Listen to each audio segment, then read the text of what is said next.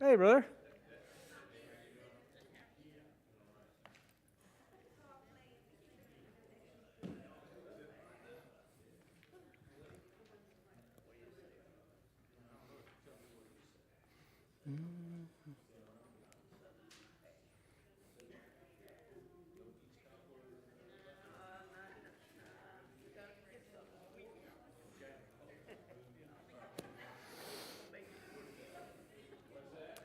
So how's everybody doing tonight?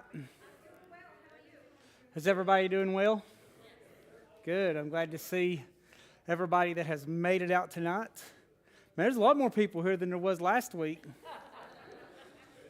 So last week I gave my Bible study. This week I'm going to talk about right now media. So for those of y'all who missed it last week, you get caught up tonight. No, I'm kidding, of course. I'm kidding. So we're going to get started here, and we're going to be in Ecclesiastes chapter 2. And so just to let you know, if you don't know, if you didn't get them, you got some notes for tonight's lesson. And not only that, I have created a place on the website. I worked on it all day today. And so you click on sermons, and then it'll drop down, and then in there will be a little thing called notes. And you click on notes, and then it brings up another page. And you can click on the picture beside the date. It gives a brief description on what the message is going to be about, the date of the sermon, the title of the sermon, and you just click on that picture beside it, and you'll be able to download the notes directly. So hopefully I'll be able to get those uploaded on there before Sunday morning and Wednesday night, so you can go ahead and start looking at those and be ahead of the game a little bit. So just some little things that I'm trying to do to make your life more exciting, make my life harder, and make your life easier, right? Ain't that what a pastor's supposed to do, correct? All right, good. So, well, here we go. We're going to get started this evening. And so, like I said, we're going to be in Ecclesiastes chapter 2. And so I'm just going to start here. You know, you can go ahead and turn the slide there for an introduction there. So get started. There we go. We live in a culture that encourages us to do what? I think we live in a culture that encourages us to what? Sin, that's right. Enjoy life is what it is. Enjoy life and seek whatever makes us happy. And yet, King Solomon discovers in Ecclesiastes chapter 2, a life devoted to chasing pleasure ultimately leads to emptiness. And so I've actually really enjoyed going through Ecclesiastes. I've never really sat down and studied it in depth. Usually when I read it, I just read through it real quick. And so just being able to sit down and really see what the author is saying and what God used his experiences to teach us has really been fantastic to me. The writer of Ecclesiastes often decided to test his heart, is what he wanted to do. He wanted to test his heart with every delight that he could imagine. That was his goal. That's what he wanted to do. And matter of fact, his findings were actually quite sobering. All was vanity and grasping for the wind. We'll see that later. But as one devotional writer observed, the pursuit of pleasure fails to give any lasting meaning. We will examine Ecclesiastes chapter 2, verses 1 through 3 here, and understand why pleasure ultimately fails within our life. And it does, and discover a greater purpose for God. The fact of the matter, the worldly pleasure in which we chase and try to indulge in, it will ultimately fail us. But the only thing that will last forever is God. It has us for us beyond mere entertainment or indulgence. And so God is great, God is wonderful, God is everlasting. Everything else is meaningless. And so now I'm not saying as a preacher or a Christian or your pastor or whatever that you can't go out and have fun, but the thing is don't let those things turn into your God. Don't let those things be a distraction. And above all else, don't let those things become sin in your life. So the focus tonight will be chapter 2, verses 1 through 3, and it says, I said in my heart, come now, I will test you with mirth. Therefore enjoy pleasure, but surely this also was vanity. I said of laughter, madness, and of mirth, what does it accomplish? I scratched in my heart how to gratify my flesh with wine, while guiding my heart with wisdom, and how to lay hold on folly, till I might see what was good for the sons of men to do under heaven all the days of their lives. I made my works great. I built myself houses on the and planted myself in vineyards. So, in the opening verses, Solomon outlines his plan. He outlines his ultimate goal and his ultimate plan. The first part of his plan is to indulge in mirth. And some people's like, well, what does that word mirth actually mean? Well, that word mirth actually means pleasure and amusement is what it is. And even wine and folly, which is foolish escapades, to see if they hold the key to a meaningful life. So he's going to go out and experiment with these different things to see if this right here holds the key to life. He does this while guiding his heart with wisdom, suggesting he wanted to observe the results very carefully. When I say guiding his heart with wisdom, I'm not saying he's guiding his heart with the Lord. He's using his own wisdom and his own purpose and his own knowledge in doing this to come up with the results in which he finds. Basically what we're going to do is we're going to divide our study into two main parts this evening. The first part will be based on verse 1 and verses 2 and 3 to follow Solomon's journey. So you can turn the slide there. So part 1. Part 1 says, testing pleasure. This also is vanity. So Solomon begins by announcing his experiment. We see that there at the very beginning. He said, in my heart, come now, I will test you with mirth. Therefore, enjoy pleasure. But surely this also was vanity. With unmatched resources of wisdom, he set out to indulge in every form of pleasure that we could possibly imagine. It wasn't like he could not afford it. It wasn't like he could not do it, because we know that he was what? He was a king. So if he wanted it, he got it. If he wanted to do it, he got to do it. He built grand works, he accumulated wealth, he enjoyed music, arts, and did not deny himself any sensual pleasure or any sensual delight that he wanted. You will learn this later in Ecclesiastes chapter 2, verses 4 through 10. In modern terms, we would say that he has it all. He's got it all together. He's got everything he could possibly want. He's got the lavish parties. He's got the magnificent houses. He's got the servants at his beck and call. He has entertainment of every kind. He has it. Everything that you could hope and dream to have, he has it. Anything that you may want or think you want, he had it. If anyone could find fulfillment in life, who would it be?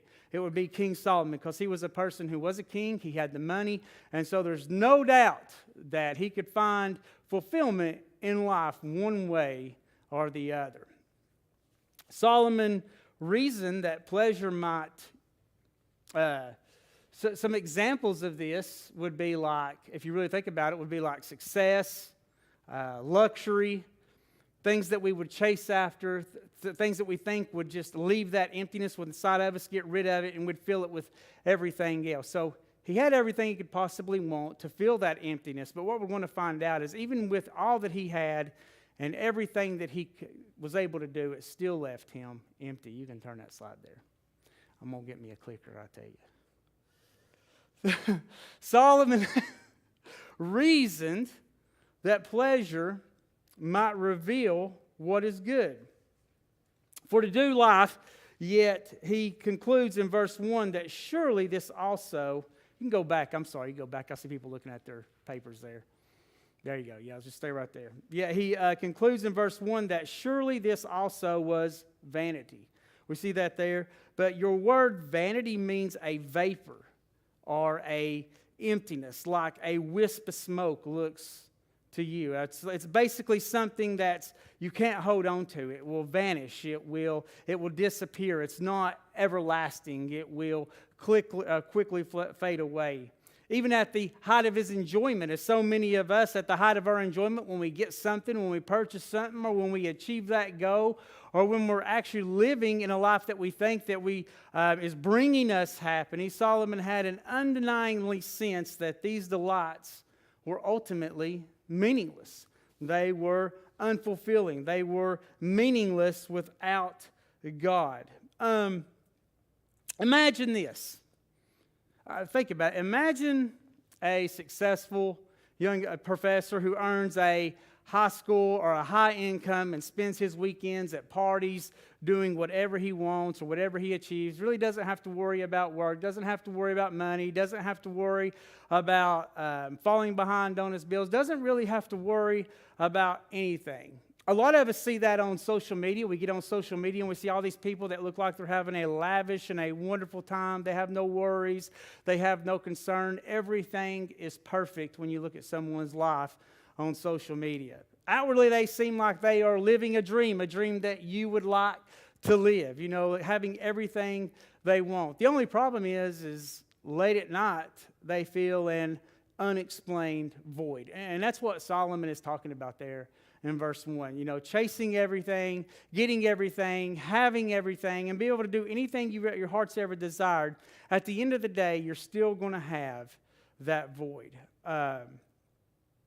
Many celebrities, wealthy individuals, for example, have admitted to this emptiness. Jim Carrey made a statement. Now, some of you are like, why are you talking about Jim Carrey?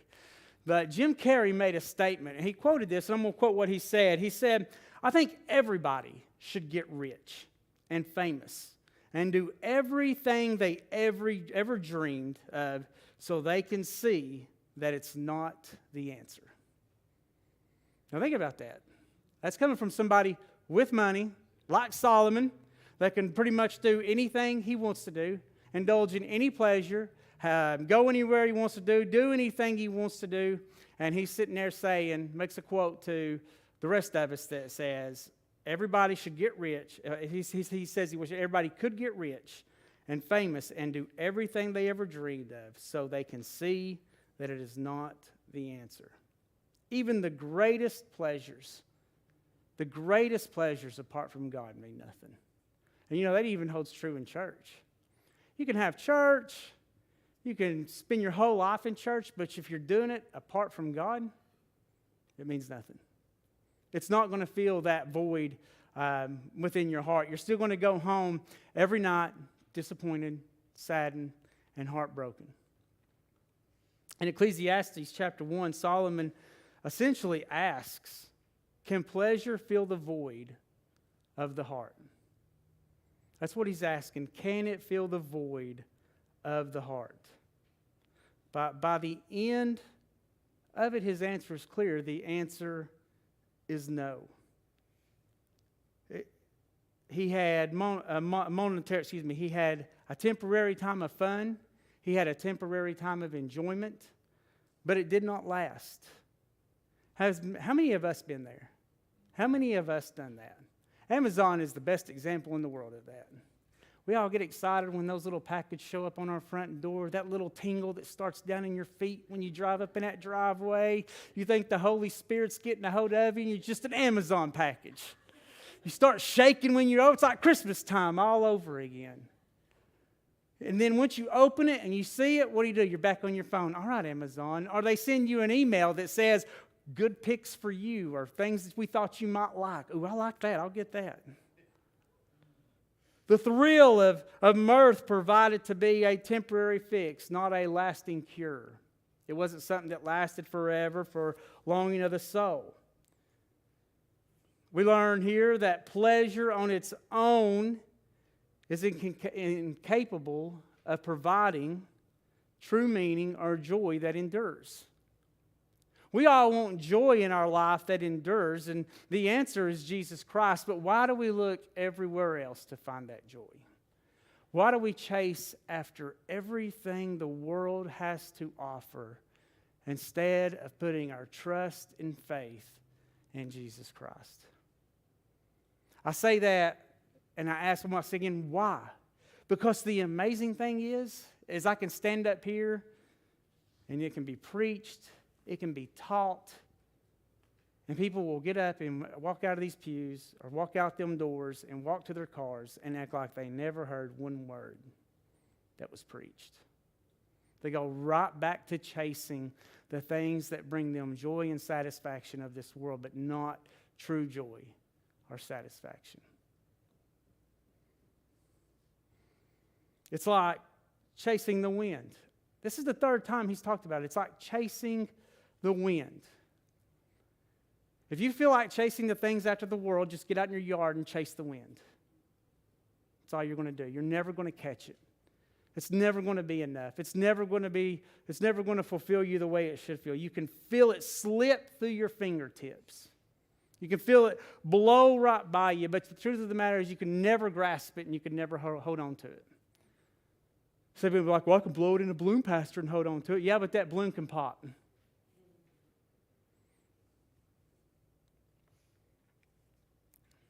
Turn the slide. So in verses 2 through 3 say this. It says, I said of laughter, madness, and of mirth, what does it accomplish? What does it accomplish? And then verse 3 says, I searched in my heart how to gratify my flesh with wine, while guiding my heart with wisdom, and how to lay hold on folly, till I might see what was good for the sons of men to do under heaven all the days of their life. He announces his conclusion right up front. When you look at this, Solomon, he says, I said of laughter. He announces it from the very beginning, and then he says something after that, madness. He says, and of mirth, what does it accomplish? What does it accomplish? Laughter here represents comedy. It means entertainment. It means lack of seriousness. So he's like, okay, so what about, we're going to try it this way. Maybe laughter or comedy or entertainment is something that I can use to find that joy that I'm looking for in life. Solomon was likely surrounded himself by jesters or comedians, all sorts of amusing experiences, just to see if laughter was key to filling that void, or that key to getting rid of that void that was in his heart, looking for that joy that he was wanting to have in life. For a moment, laughter can do what? I love it when I have a good hard laugh. Have y'all ever been there? You can't breathe and you're turning purple and you're sitting there laying on your floor and you're like, God help me, I'm going to die. And you come up and you're like, woo, that was good.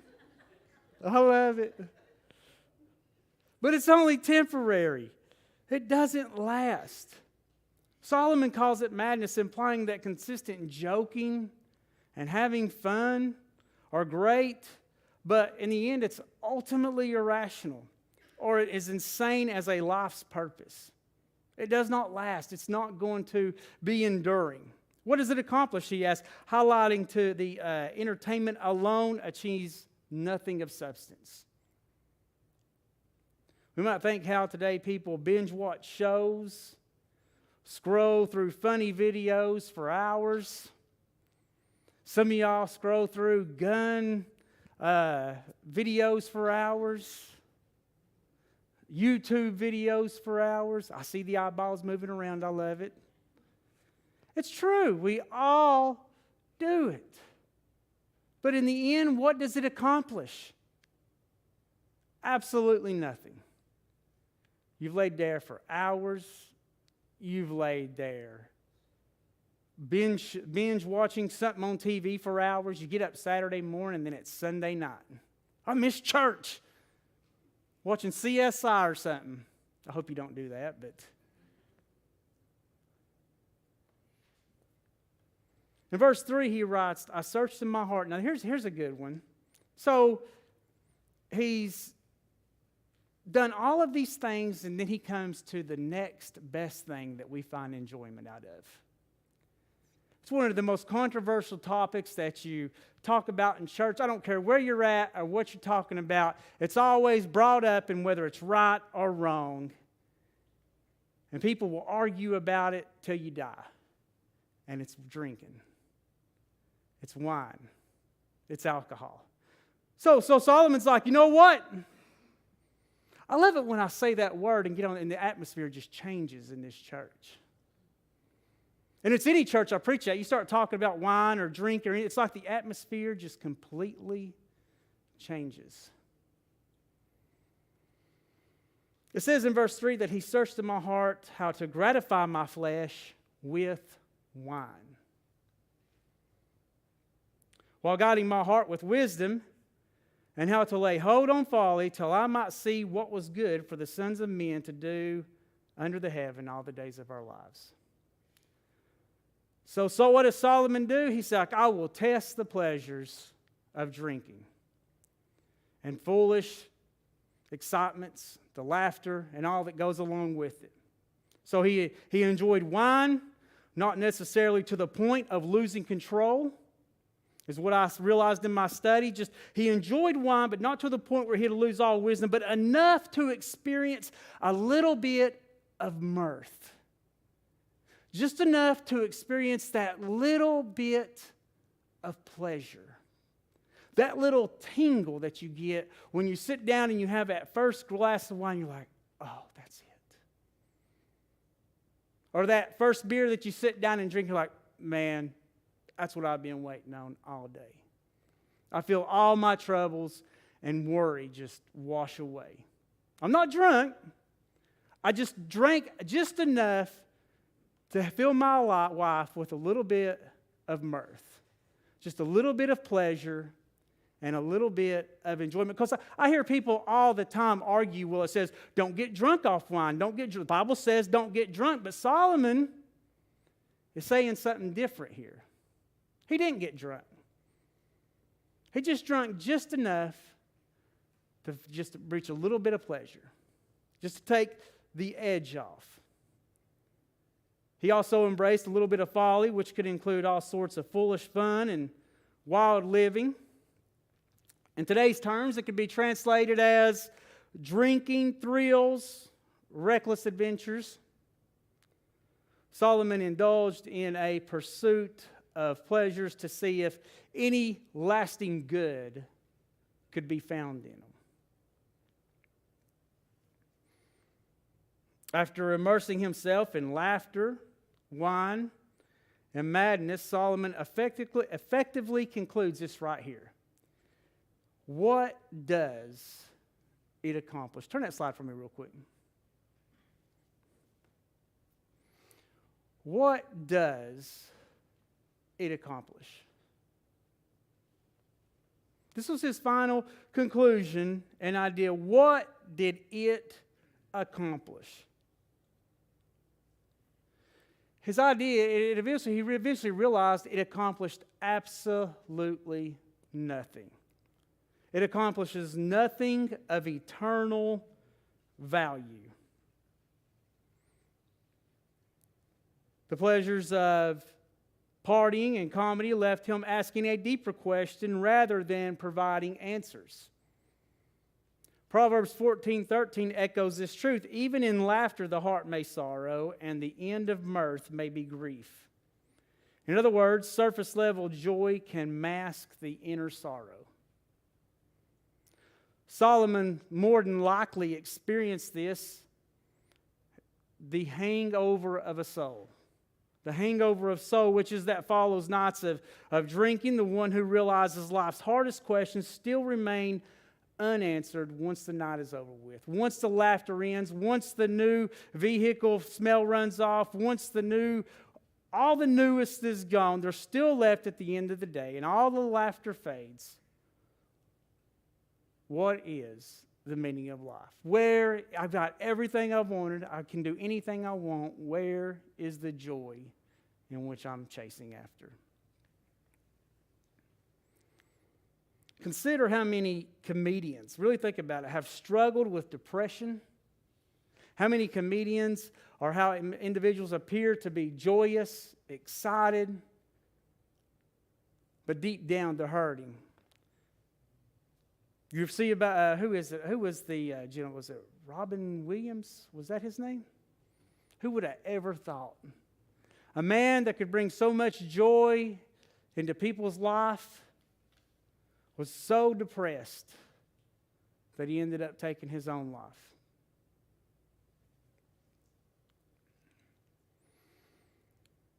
There's those who turn to alcohol and other substances for happiness.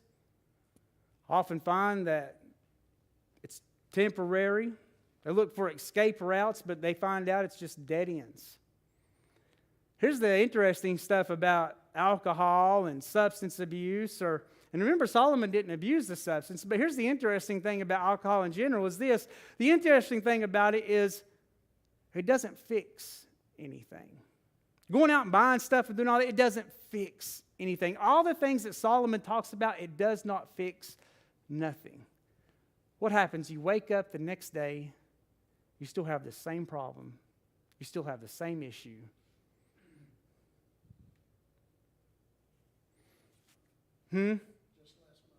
Just less money. That's exactly right. And a headache. A young person might go to every concert, every club, seeking excitement, only to wake up feeling empty and alone.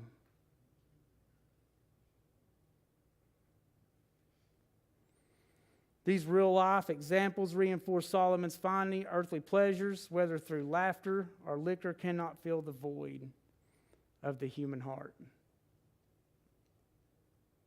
And that's what he's looking for. He's looking to fill that void. And he realizes that it cannot be filled. And by the end of verse 3, Solomon has tried all that could be possibly done under heaven. You can turn that slide.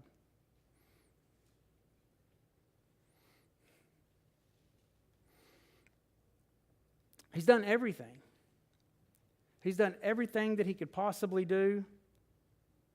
He pursued what seems to be good for people to do with in their time. Eat, drink, be merry, yet found it ultimately left nothing.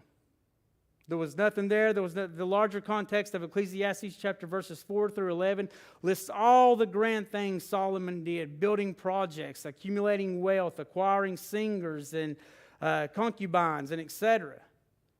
In verse 10, he talks about whatever my eyes desired, I did not keep from them. I did not withhold my heart from any pleasure. For a time my heart rejoiced in all the labor. Sin can be fun for a season. And indulgence can bring a temporary high. But verse 11 brings us the verdict. Verse 11 teaches us exactly what the verdict is and what it does. It says, "Then I looked at all the works that my hands had done, and all the labor in which I had told. And indeed all was vanity and grasping for the wind. There was no profit for it under the sun." Sin can be fun for a season.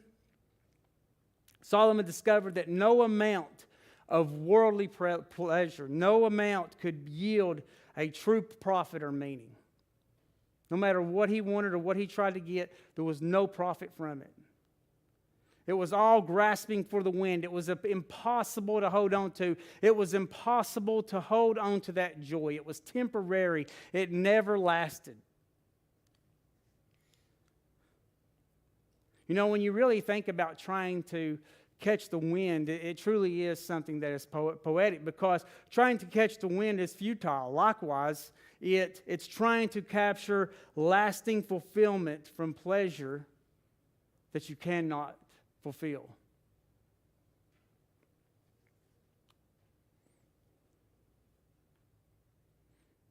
I ask y'all this: what is it that you reach for when you're looking to fill that void in your life? Where does your joy come from? Where does your peace come from? What is your go-to at home?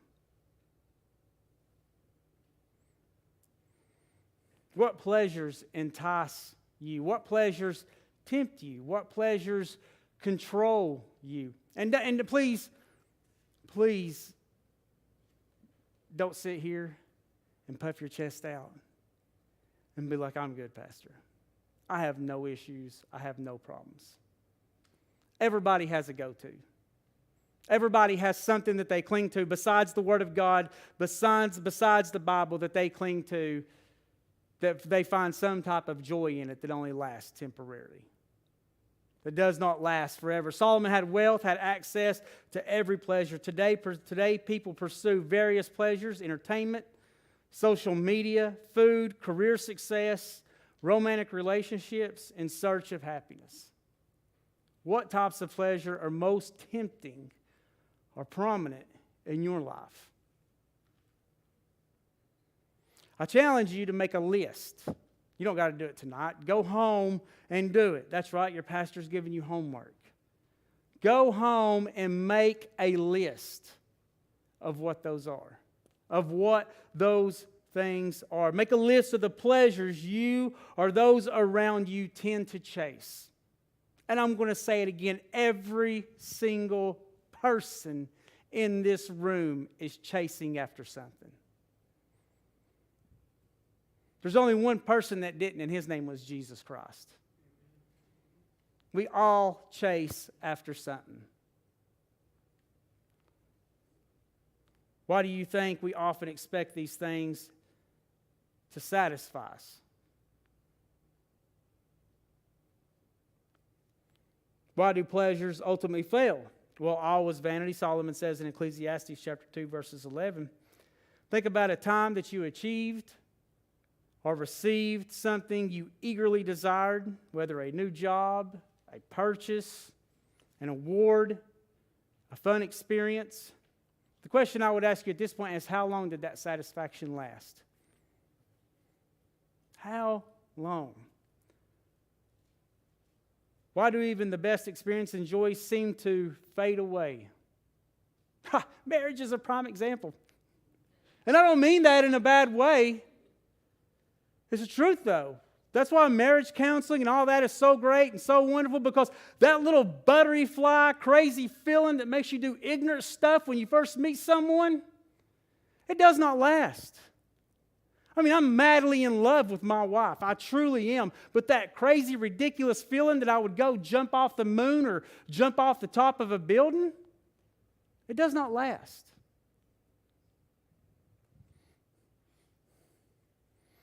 I remember what it was like to, if I just got to marry that, if I could just marry that person, my life will be perfect.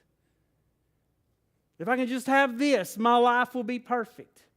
If I can just do this, my life will be perfect. If I can just get to the doctor, my health will be better. I heard a story about there's two things that people worry about in life. If you get sick, you worry about two things.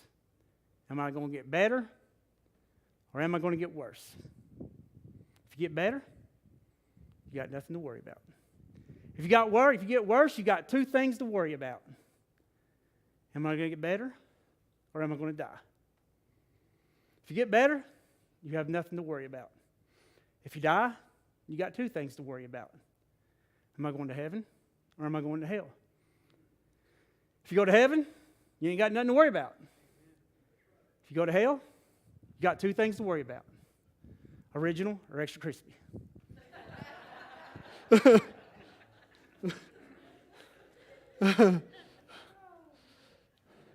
I knew that'd get y'all back in.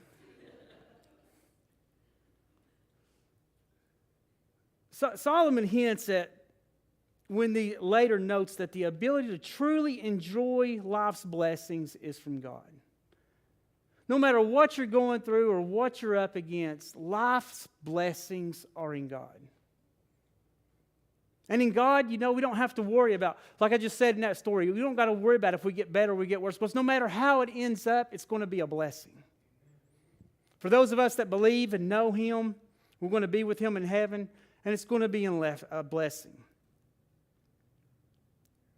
Enjoying pleasures in their place. The Bible doesn't teach that all pleasures is evil. In fact, God richly gives us things to enjoy.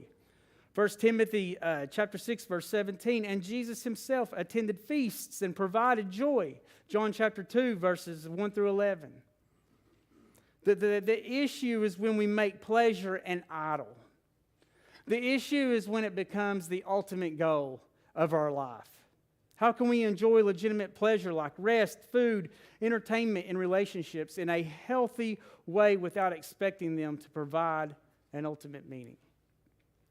What does it look like to receive these as gifts from God rather than making them your gods? Share particular ways to keep God first in your life while at the same time enjoying the blessings that He gives you. Living with something greater. Ecclesiastes concludes with the advice to fear God and to keep His commandments, for this is man's all. That's chapter 12, verse 13. Jesus said in Matthew chapter 6, verses 33, it says, seek first the kingdom of God and His righteousness, and all things shall be added to you. What might it mean for you to seek God above pleasure in your daily life? What would that mean? What would that look like? Are there any changes you feel prompted to make after studying Solomon's pursuit of pleasure?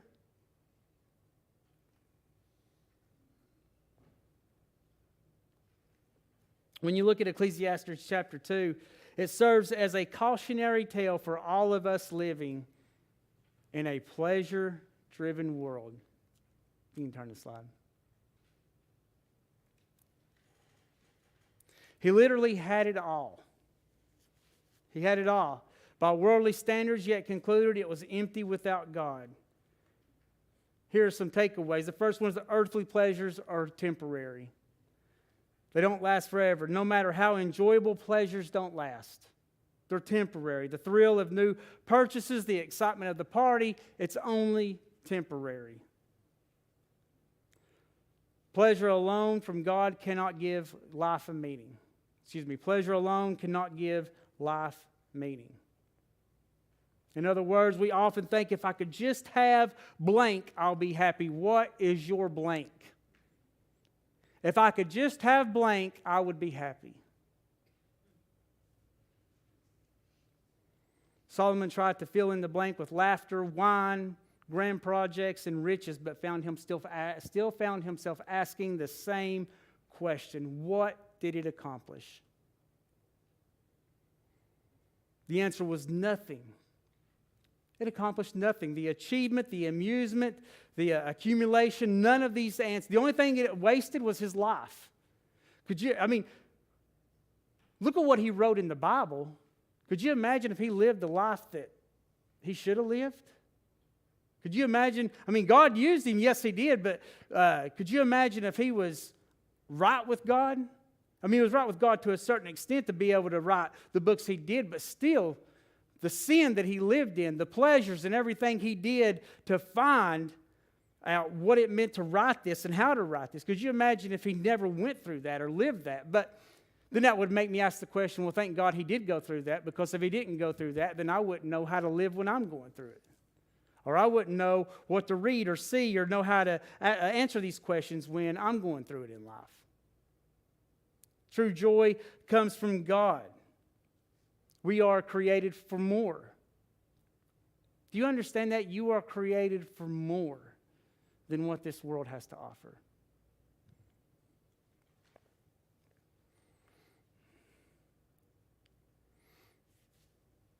Balance and purpose. Study is not meant to say we should have no fun nor laugh. I remember growing up, that was the thing I used to argue about the most. Well, I don't want to go to church. We can't have no fun. Rather, we learn to keep pleasure in its proper places. Enjoy hobbies. Enjoy friends. Enjoy celebrations. But remember that these are gifts. They're not gods. So many times we make gods out of them. What do you mean by that, Pastor? Well, for instance, we got deacon selection coming up. I'm going to hound this till we do elect 3 deacons this year. We got deacon election coming up. If you get asked to be a deacon and you say, I don't want to give up this, because I know if I give up that, I don't want to give, let me see if I can say this. I don't want to give up this because I don't want to give up the worldly pleasure to be a deacon in which God has called me to be. You've done exactly what Solomon is talking about right here. You've made this worldly pleasure the God in your life, and you've put God down here. What is it that God is calling you to do? What is it that God is wanting you to do that you're saying, I'm not going to do it because I'm not ready to give up this thing in my life. I'm not ready to give up that one thing that I love because I want to keep doing it, and I'm going to keep doing it. God, I know when I'm ready, I'll come over there with you.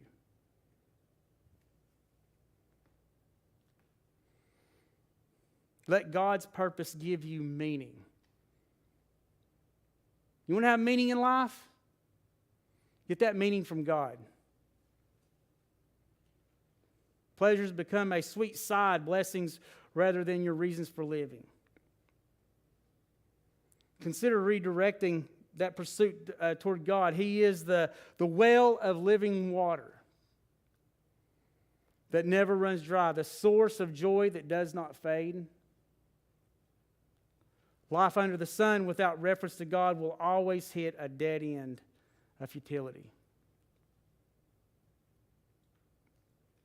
But life in the Son, which is in Jesus Christ, brings hope, it brings purpose, it brings joy, it brings more than we could ever imagine. Remember the lessons that were taught right here. Pleasure fails when it is our ultimate goal, but when we seek God first, He adds meaning.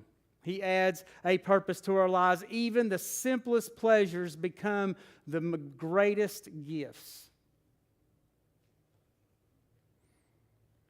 And I'll share you what I mean. I was talking to Buddy today. What time is it? I don't want to. Y'all get mad at me. I know, keeping you here too long.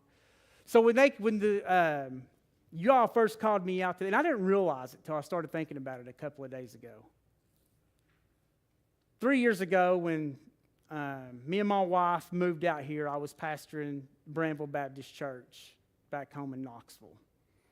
And while I was there pastoring, and I was getting ready to leave, I was sharing a story with one of my, I wasn't sharing a story, I was sharing that I was telling my friend that I was leaving, I was moving to North Carolina. And his dad overheard me talking that I was coming out here to pastor a church. Some of y'all will be like, this ain't that very big of a deal, but to me it is a big deal because when I was leaving that church, I was worried who would fill in for me at that church. Because it's just a little church, bivocational. We know that nobody that goes to seminary wants to fill the role of a bivocational church because every seminary graduate thinks they're going to get out and pastor a 3,000 plus church, and they're too good for bivocational churches, and them little churches just don't got time for them. That's their mentality today, by the way. And so I was concerned about leaving this little church because I knew they'd never find a pastor, but I was saying, God, what are they going to do? Well, he overheard me, and in my home church, he used to sit in with me on my Sunday school lessons and Bible studies, and he began talking to me, and he said, you're leaving Brandville, huh? I said, yeah, I'm going to move out here to North Carolina. God's calling me to North Carolina. And so he said, well, he actually used to go to Brandville too, to be honest with you. And so, but he said, you know, I might be led to do a pulpit supply after you leave. And I said, man, that would be great. You know, you could fill in until they find a pastor. And I said, that way I wouldn't feel so terrible leaving them without a pastor. And so I mentioned it to the deacons. They brought him in. He was the pulpit supply. And the amazing thing is that they ended up voting him in as the pastor. Some churches go years without finding a pastor. And I know some of you are like, well, that's not really that big of a deal. But to me, it used to not be. Because my heart wasn't for the things of God. But I know God doesn't want His churches to be left without someone up there standing in the gap. And to know that He took care of that, and it might seem small to you, it was huge for me. It was just another confirmation that God said, I got you. You're doing exactly what you need to do. I'm with you. Don't worry about it. Have faith and just keep trusting in me. And that's what God does. That's what Jesus, when we stop looking to everything else for our satisfaction and joy, and start looking to the things of God, and start looking at His Word and His teachings and His truth, and have faith and trust in Him, and believe in what His Word says, and believe in what His Word can do, that's when we find that joy. That's when we find that truth. And don't get me wrong, I know there's going to be times that we have those struggles and doubts, and we're going to be like, oh, I'm weak. Where are you at, God? And then God just shows up and does something else. You're like, man, I'm exactly where I need to be. The property for the church. I was thinking, before that, before that property was even given to us, I was like, Lord, is this where you want me? I mean, there were some things going on, and I was like, is this it? I said, this does not seem like part of your plan. This is not working out the way I thought it was supposed to work out. And then Dillard knocks on the door. I'm thinking about giving you 33 acres of land. And God's like, it's okay. I got you right where I want you.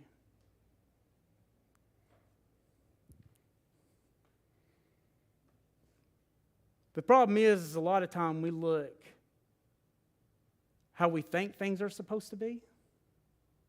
And if it was like this, I'd be joyful, I'd be more excited.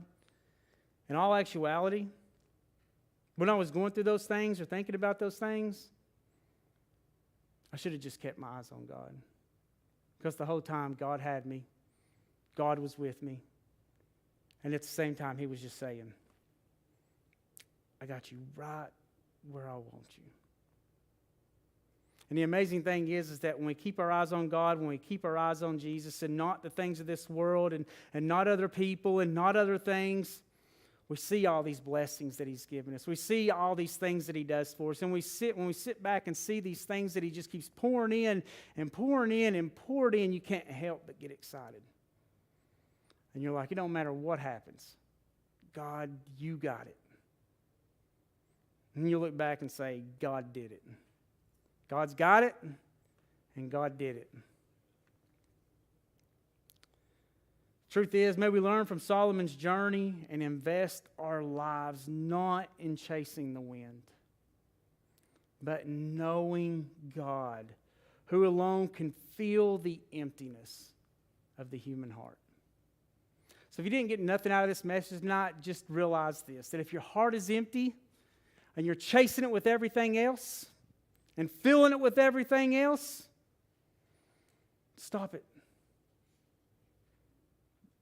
When you know God, when you spend time with God, when you spend time in the Word of God, when you spend time getting to know your Creator, when you invest every moment into that and you take every opportunity just to get a little bit closer, you'll find that joy. You'll find that void begins to close. And you fill it with something that is everlasting. Amen? Amen. Prayer requests. What do you got tonight? And then I'll close this in prayer and you all can be dismissed.